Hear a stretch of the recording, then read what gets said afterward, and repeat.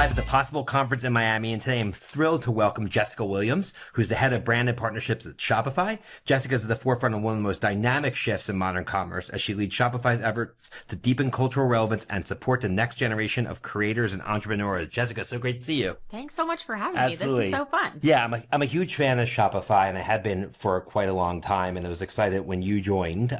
Tell me a little bit about your role and where you're focused on here in 2025. Sure.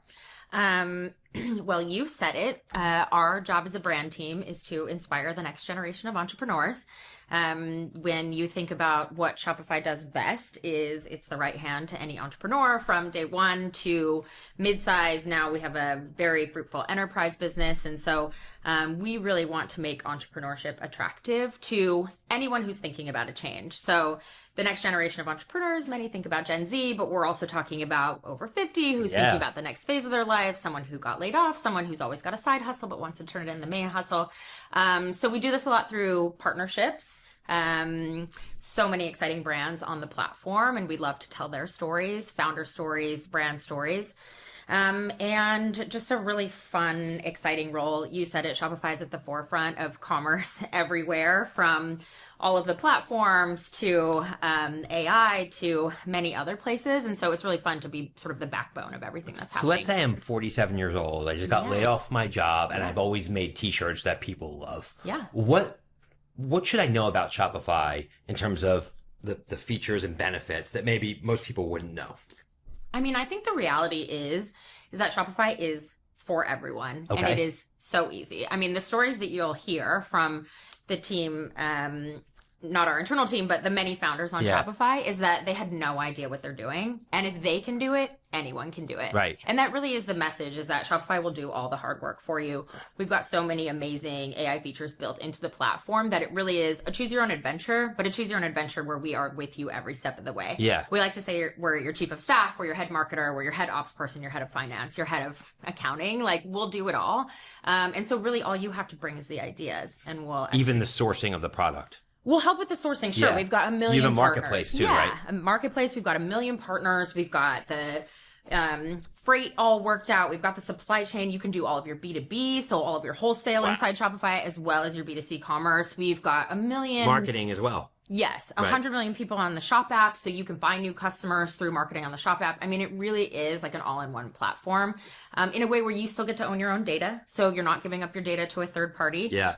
You can still own your entire ecosystem. You can, but then you're a part of the Shopify ecosystem, and so we really love to also present that. You get the #1 converting checkout in the world. Like, the benefits are really endless, but the reality is that we try to be the team for you. And so we're the best commerce platform. So we have large businesses on there, but many of them started as day one entrepreneurs. So you had mentioned you already have some AI features in the platform. What are some of the ways it's helping your users, make their lives easier? Yeah, I mean, I think really we've seen so many use cases, but product descriptions, if you have hundreds of SKUs, you don't want to be writing it's product laborious, right? Exactly. You want to spend time doing that. Exactly. Right. Product photos, if you've got just the picture of the product, but you need a better background. I mean, we've got better lighting. Yeah, all of the features to do that.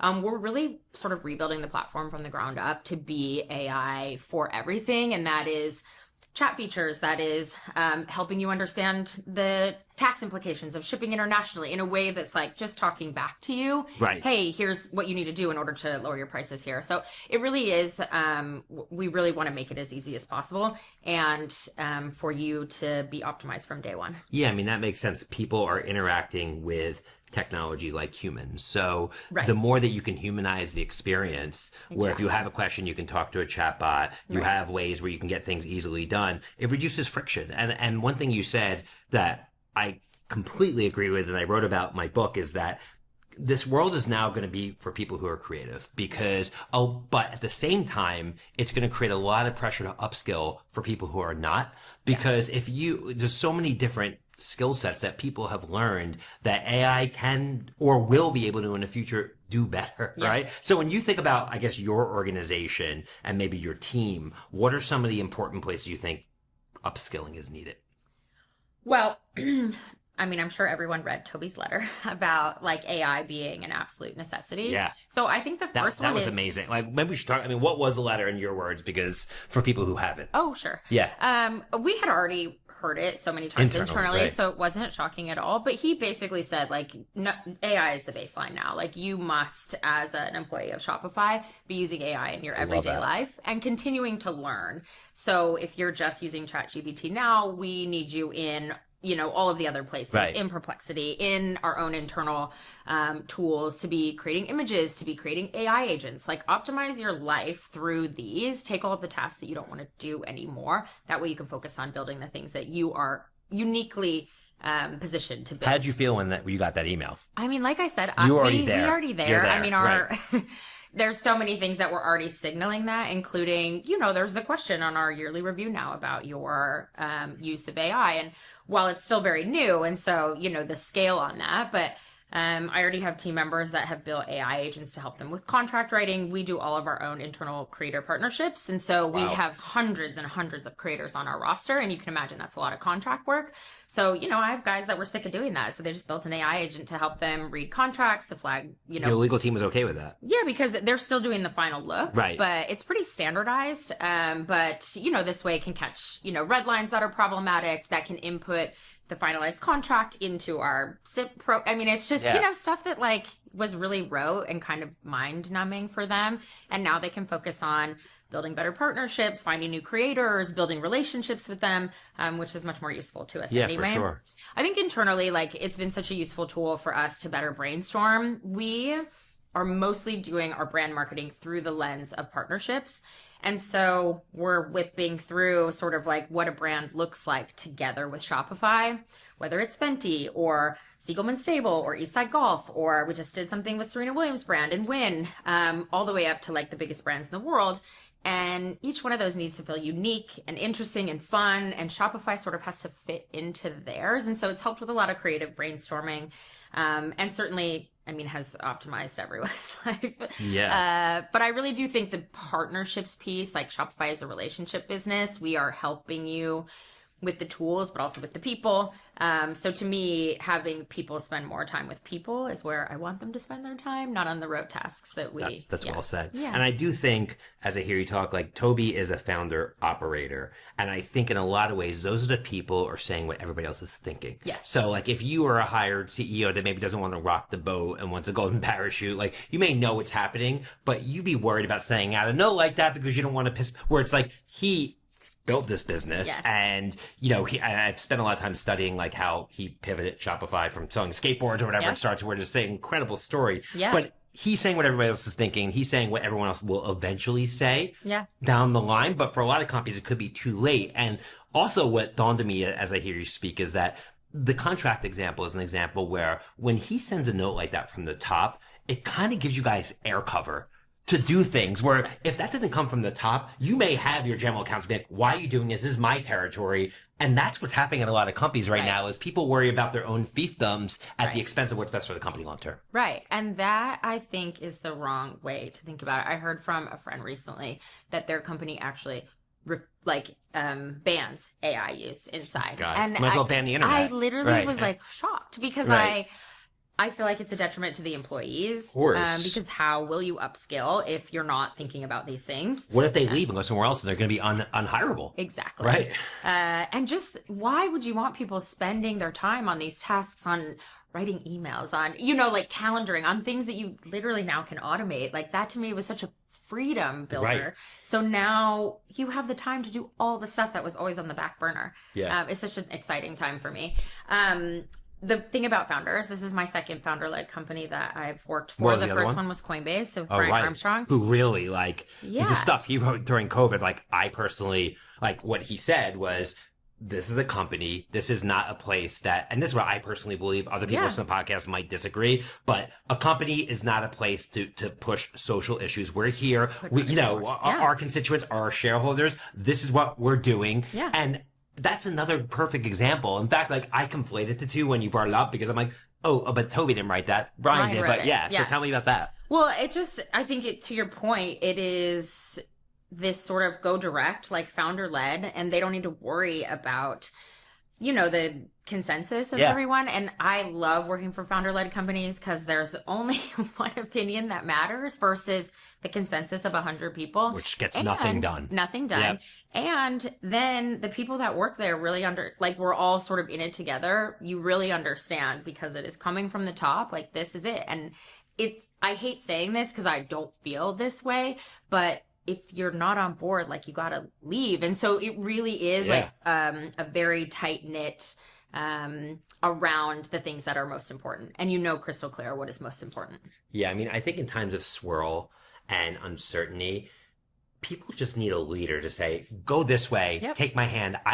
And even if it's not exactly the right way, going in a direction is better than just flailing. And there's another saying, in all your towns and all your cities, there are no statues of committees. And that's for a reason, right? There's no statutes of committees. And that's because, and I've seen it, I mean, consensus building is really hard. And ultimately, you'll have some people that want to, kind of lean in, not because it's what's best for the company, it's best for them, or they're scared. Yeah. And I think you're seeing that a lot right now. And the companies that don't move fast and pivot quickly, there might not be companies anymore in 3 years. Amen. Yeah. I really do feel like the founders, and you've already seen it, Duolingo came out with the same thing today about the AI piece.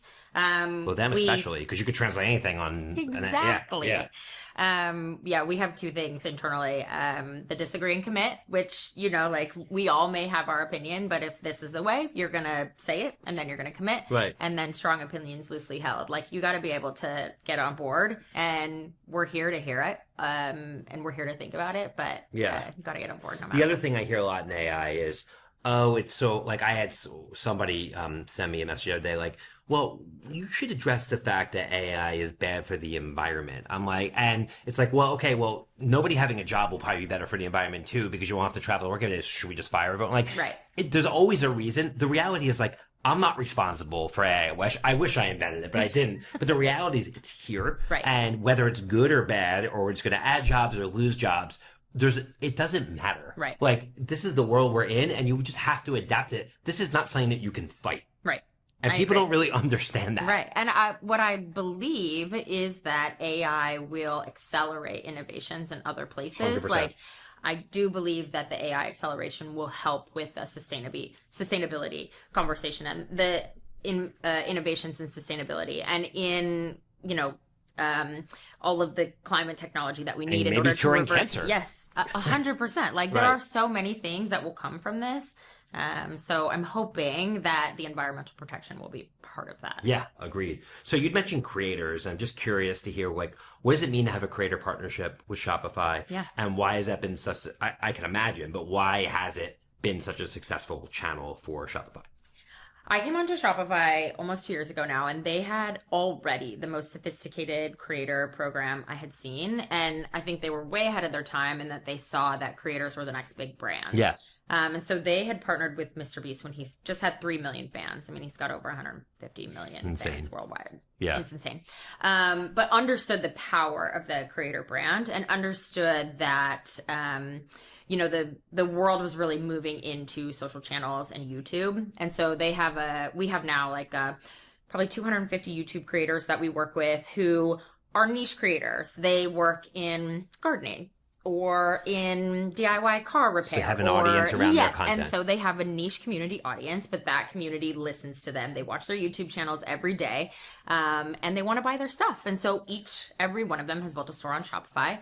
And through the YouTube integrations or the TikTok integrations or the Instagram integrations, they're telling their story of entrepreneurship and how they built their brand on Shopify. And we've seen over the last 2 years that our number of 18 to 35 on the platform has almost doubled. And that is coming straight from the creator program. They're saying, oh, I joined Shopify because my favorite influencer or, YouTube creator uses it. And I just think we're moving into a place where it's harder and harder to find distribution that isn't fully paid. And creators have built a distribution across, hundreds of thousands, millions of people. Hundreds of millions. And Beast. They will be the most successful brands. And we've seen it over and over again. I mean, we've launched so many creator brands at this point, and people will line up around the block to come see them. They will sell them out almost immediately. And it is truly, I think, the funnest part and the most interesting sort of like shift in commerce. And are they selling their own products, or are they selling, in some cases, like they're getting affiliate fees for selling other people's products, or both? There's a ton of different ways. It's definitely affiliate fees. A lot of them have launched their own products. Now, it's hard. Like, most start with merch, for your face on a t-shirt. Like, Easy. do the thing that's easy. But then they've graduated into other products. And we've seen this a lot. I mean, Jimmy, obviously, with Feastables. We just had a pop-up with Ashley Alexander a few weeks ago. She sells matcha. She was obsessed with matcha. She built her own matcha brand. I'm not kidding. There were people lined up for 6 hours to come meet her and, get a matcha drink from her, buy her matcha. Michaela on TikTok just launched her beauty brand. It's a primer brand. Before you put on makeup, she's a makeup creator. Sold out immediately. Will sell out again the second she goes back online with it. Now, she'll sell it in Ulta, it'll sell out. Right. And so I think there's a stepping stone of, let's test the waters, let's do affiliate, let's do merch. And then it's sort of like the aha. And what we love to see is that it's authentic to who they are. We've seen plenty of brands that have gone kaput because they were just sort of slapping their name on something. But we really see creators understand their audiences, and they know that if they don't choose the right product and just try to hawk something, like, they'll lose the fan base that they have so carefully crafted over the years. So we really see that they spend a lot of time and effort, energy, putting out products that they truly love and care about. Yeah, I mean, if you think about it, we've seen it with George Clooney and Casamigos. We saw it with Dr. Dre and Beats, right? Yes. We see it more recently with Kim Kardashian and Skims and Kylie Jenner and what she did with... So you're seeing it everywhere. So it starts there, right, where there's celebrity. And now it's kind of pushing down. Yes. And it really does call into question, like, is that sort of the cost of entry to create a new product? Because not only do they have reach, but they have tremendous influence. Like, 4 out of the 5 last places I took my family on vacation has been because my wife follows somebody on Instagram that's a influencer, and she's there, and she's there with her family, and my wife envisions our family being there, and because of that, she's like, we're going to go there, and I'm not going to say no, right? So it's like, ultimately, that's where I think the whole world is headed. And I think empowering these people, I also think, so do you know Ryan Serhant? He's like a big realist. So he launched a software platform in the real estate industry. And it's doing incredibly well. Wow. The functionality of that software, it's called Sell It, right? Mm-hmm. The functionality of that software exists in 50 other products. Yep. But his is selling because his name's on it. Of course. So I think one of the next big evolutions we're going to start to see in a world where it doesn't require a lot of funding to build a software product is celebrities actually being attached to tech products. Yeah. Right? Because I think then they have the distribution, and they don't really need a big engineering team to build it anymore. Just like how, like, Kim Kardashian might not know how to knit the clothing, right? Right. A creator has to know how to code. Yeah, I totally agree. I think, to be seen the impact of tariffs on supply chain, but certainly technology is easier to build. Who knows what will be. Can't predict that. Technology is certainly easier to build. Yeah. I think the other interesting shift is that they won't need to build it themselves, but they'll be on the cap tables. They'll be funding it from the background. They'll be, helping to distribute it, even if it's not. Yeah, exactly. But I think the difference, and we also have so many celebrity brands that launch on Shopify, and we love also supporting those. Like, again, hundreds and hundreds. And we love that. I think the thing that we've found with creators that celebrities are now moving into is that sort of two-way engagement. Yeah, it really feels like they are with their friends. And they will stay. We do a lot of pop-ups with them. They will stay for 6-7 hours, meet everyone, take pictures with everyone, because they really feel this connection to the community that they have not painfully, but like very carefully built over years and years of content production. They scale the unscalable. Yeah, and these people have been with them for years and years. And so it truly feels like you know them, family. And they know you. Yeah, exactly. Yeah. And that feels really different from like showing up because you want to take a picture with a celeb that you love. Of course. Yeah. Now, to be fair, somebody like Taylor Swift, I mean, I got interviewed in New York Times article in 2012 saying she's building the community in the right way. And she is one of the most famous people in the world, but she actually did it through scaling the unscalable. She has people that will run through a wall for her. Without question. But she was the one in the comments from day one. She was the one. It's the same thing with Selena Gomez and Rare Beauty. Like, you need Selena because she's amazing, but you don't need her anymore. Like, the community runs itself because she was in there sort of engaging with them, doing Zooms, doing all of the things to cultivate this brand love that now lives on without her. But you're absolutely right. Like Taylor Swift was the OG of this stuff, doing all of the Easter eggs and the comments and, you know, the one-on-ones. I mean, that can't be replaced. Having fans at her house for an April 13th or whatever it is. It's like, you can tell I have a daughter. So, I'm a big Swiftie. Yeah, me too. But, you know, and the other interesting thing is like, I think the lines are being blurred. Yes. Like, what is celebrity? What isn't? Without question. Especially in a world where now with AI, people are going to be able to put themselves in video games, in movies. Yes. The Hollywood industrial complex where you have to get to Hollywood, you have to get a studio in order to actually make lifelike content that is at the Hollywood level doesn't really exist. So Mr. Beast can literally create an action film with him in it. Yeah, absolutely. Or you or I could. Like that's going to be crazy in terms of how I think it's going to literally like melt the lines even further, because the difference between a celebrity and a creator is kind of like bottoms up, so to speak, right? And a celebrity's tops down, Hollywood pushed by big corporations. Yeah. But the only reason you need those big corporations is they have the production capability. Right. And then the production capability actually is accessible to everybody. Absolutely. I have a creator partnerships team and a celebrity partnerships team, and we talk all the time how they're going to just meld into one at some point because they're one and the same at this point. But you're right. I do like what you said about like one is built from the bottom up, like brick by brick, versus, you know, sort of like getting the scale that you need almost immediately because at some point television or movies or, you know, whatever did it. But even podcasters now, I mean, we're in this whole journey now where podcasters are the biggest creators in the world, and they are the biggest celebrities, and they have the biggest distribution. Exactly. But you know, the Theo Bonds and the Alex Coopers and the Alex Earls, like they are the new age celebrities. They are the most influential people in the world. I mean, look at Joe Rogan and his influence over the course of the past, you know, 2 years. So again, like where does that sit? Is that creator? Is that a celebrity? But it's all coming together as just multi-platform creator and thinking about, you know, where do you have the most influence in it? You know? I think ultimately, like, and we saw this with like the advent of reality TV in the 90s, like Real World MTV, is that people are more interesting than scripted characters, and people love people. And if the person on the creative side is really authentic, revealing, you know, and they really care about their audience, to your point, you're just going to want to follow their life and root for them and through the ups and downs. And then if they really believe in something, that's also why it's important that a creator like doesn't just have fly by night deals, that if they're going to, they can't just push one vitamin gummy one day and something else the next. They have to really believe in something so they maintain that authenticity. And that's hard, I think. And really, we have seen, I think, a good slowing down of creators really choosing wisely. Celebrities too, on where they put their energy, what products they're gonna, because you don't want to be hawking products that you don't believe in, and really any audience now will see right through that. So we've really seen a good writing of athletes, celebrities, creators spending their time and building in the, you know, design rooms, in the supply chains, in the testing beds, these products, and actually showcasing those stories. I mean, we tell everyone you should always build in public because your fans want to see that. 100%. And Ups then and downs they too. will feel like you really put your blood, sweat, and tears into it and want to purchase it, versus like all of a sudden you have a product that came out and they like, where did that come from? You know? Yeah. Are you privy to like what channels are driving the most sell-through and conversion? Like, is there channels that are better, or maybe ones that aren't as much anymore for creators in terms of driving messaging and drives commerce? I mean, I think TikTok Shop has totally changed the game. Isn't that a competitor to Shopify though? Not really. Okay. Certainly TikTok is building their own commerce ecosystem, but so much of TikTok Shop is leading back to Shopify. Gotcha. Right. Because people don't want to have two different e-commerce systems. Oh, their data's there. It's and TikTok's a great partner of ours. Same thing with Meta. We just integrated into Roblox so that there's a native commerce experience inside Roblox.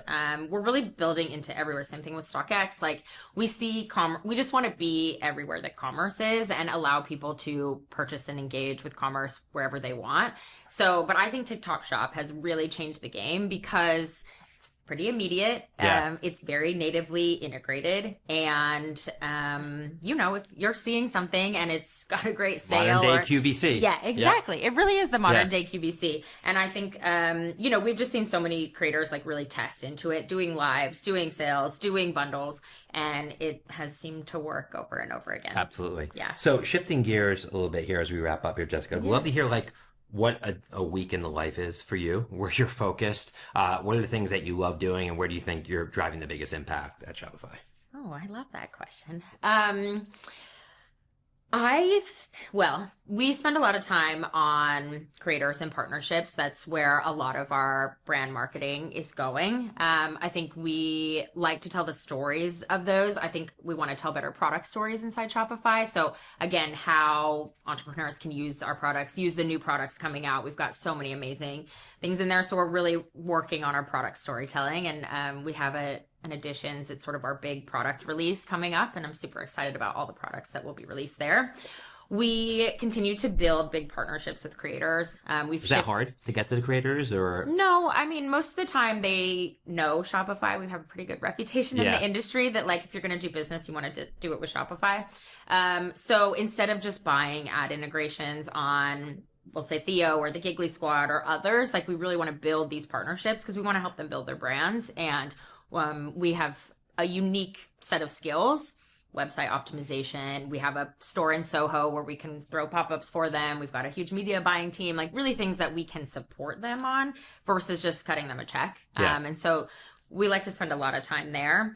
Growing internationally. We've seen a lot of hockey sticking happening in EMEA, so we're growing our brand marketing team there. And then I think just really supporting entrepreneurs as they go through this tough time. There's a lot of uncertainty. And so I know Toby's been doing a lot, Harley's been doing a lot to really help understand what are you worried about, and then how can we build our products best to support just that. a partnership-driven approach. Yeah. Awesome. So obviously, this isn't your first rodeo, so to speak, here at Shopify. And as you mentioned earlier, you spent some time at Coinbase and, of course, spent 7 years at Visa, where we first met. Yes. As you look back at your time at Visa, which obviously, and we were talking about earlier, is a great platform and very much connected to your world today. What are some of your learnings from your time at Visa? And what gives you the conviction, whether it's when you exit your time at Visa or Coinbase, to make the leap to go somewhere new? Like, how do you know it's time to actually try a new adventure? That's a great question. At Visa, I knew I needed to leave because there was so much more marketing to learn. Visa is an amazing brand, but it's almost got 100% awareness everywhere, and everyone knows how to use it. And so it's really about, they're trying to work on feelings and like big brand stuff. I wanted to learn more about direct response marketing, performance marketing, things that, because I do think those things work together and need to. I mean, at Coinbase, same with Shopify, almost all performance marketing, and then shifted to a lot more brand. And I see the beauty of the two working together.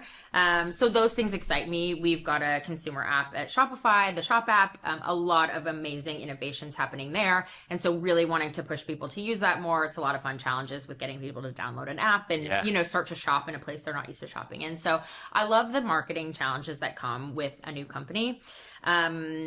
I don't know. I feel like it's always just a feeling around, are you really learning everything? Are you as useful as you once were? Coinbase was in a down time when I left. And, it was one of those things where it's like, hey, I want younger leaders to be able to take some of the ownership here. I think there are other challenges out there that I, as a marketing lead, want to take on. So those are the decisions. Truly, Shopify's brand promise was what brought me here to inspire the next generation of entrepreneurs. I just saw so much opportunity in that, and so I know it was time to come here. Awesome. So last week we were here at the Possible Conference in Miami. Why do you come to conferences like this? What do you hope to get out of it, and how's your experience been here? Experience has been great. It's a little crazy down there. First of all, it's like a yearly reunion here where you get to see a lot of the folks that you may not at some of the other, places like at Super Bowl or others where I might see. I feel like all of the marketing leaders and the people in the ecosystem that I know and love are here. There's definitely a few meetings that I wanted to take that I thought would be interesting, a couple of new advertising platforms that we want to be on. And so what better place to do it than here?